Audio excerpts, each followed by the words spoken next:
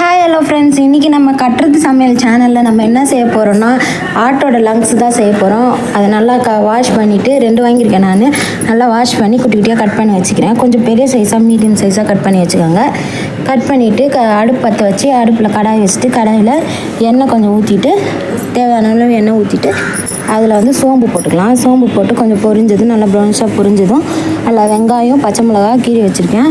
பச்சை மிளகா 2 எடுத்துருக்கேன். வெங்காயம் 3 பெரிய வெங்காயம் அரிஞ்சு வச்சுருக்கேன். அதையும் போட்டு நல்லா வதக்கிக்கலாம். நல்லா ப்ரௌனிஷாக ஆகணும்.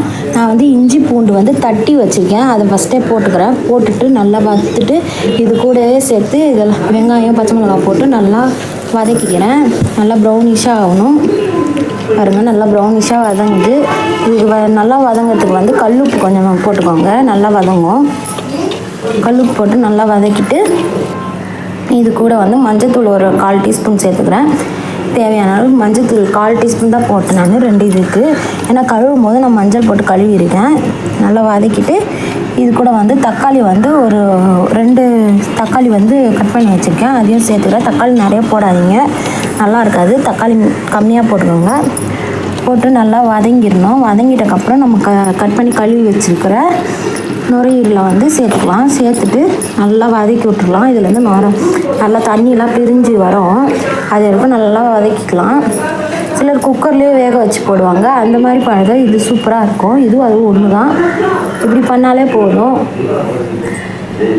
பாருங்க, இப்போ ஒரு 3 டீஸ்பூன் வீட்டு மிளகாத்தூள் சேர்த்துக்கிறேன். பாருங்க, நல்லா தண்ணி அதுலேருந்து பிரிஞ்சு வந்திருக்கு பாருங்கள். இந்த மாதிரி தான் வரும். அதில் ஒரு 3-3.5 டீஸ்பூன் வீட்டு மிளகாத்தூள் சேர்த்துட்டு நல்லா பெரட்டிக்கிறேன். பெரட்டிட்டு வெறும் மிளகாத்தூள், தனி மிளகாத்தூள் இருக்குல்ல, கடையில் வாங்கினேன் நான். வாங்கி அதில் ஒரு 1/4 டீஸ்பூன் போட்டுக்கோங்க. காரத்துக்கு நல்லாயிருக்கும். போட்டுட்டு கரம் மசாலா பேக்கெட்டு நான் வச்சுருக்கேன். அதில் கொஞ்சோண்டு ஒரு 1/4 டீஸ்பூன் அளவு போட்டுட்டு நல்லா அதையும் பெரட்டி விட்டுறேன். பெரட்டி விட்டு நல்லா சுண்டணும். சுண்டினாதான் நல்லா வேகும். இன்னும் பாருங்கள், இப்போ பாதி வெந்துருச்சு, எல்லாமே சுண்டிருச்சு பாருங்கள். இந்த மாதிரி தான் வேகும். நீங்கள் குக்கரில் பண்ணுறதுக்கு இப்படியே டேரெக்டாக பண்ணிடலாம், நல்லாயிருக்கும். நல்லா வெந்துருச்சு. இப்போ நல்லா கொதிக்க விட்டு எண்ணெய் பிரிஞ்சு வரும். பார்த்தீங்களா, எண்ணெய் சைடில் பிரிஞ்சு வந்திருக்கு. இந்த ஸ்டேஜில் நான் கொத்தமல்லி தூவிக்கிறேன். கொத்தமல்லி தூவிட்டு கொஞ்சம் 5 நிமிஷம் விட்டுறணும். அப்படியே விட்டால் இந்த மாதிரி கறி கிரேவி ஆகிடும். கொஞ்சம் இந்த மாதிரி ஸ்டவ் ஆஃப் பண்ணி கீழே இறக்கி வச்சாலும் இந்த மாதிரி கட்டி ஆகிடும். அது எடுத்து தட்டில் சர்வ் பண்ணி சாப்பிட்டு பார்த்துடலாம். நான் சாப்பிட்டு பார்த்தேன். எங்கள் வீட்லேயும் கொடுத்தா நல்லா இருக்குன்னாங்க. நம்மளோட சேனல் மறக்காமல் சப்ஸ்கிரைப் பண்ணிக்கோங்க. Thank you friends.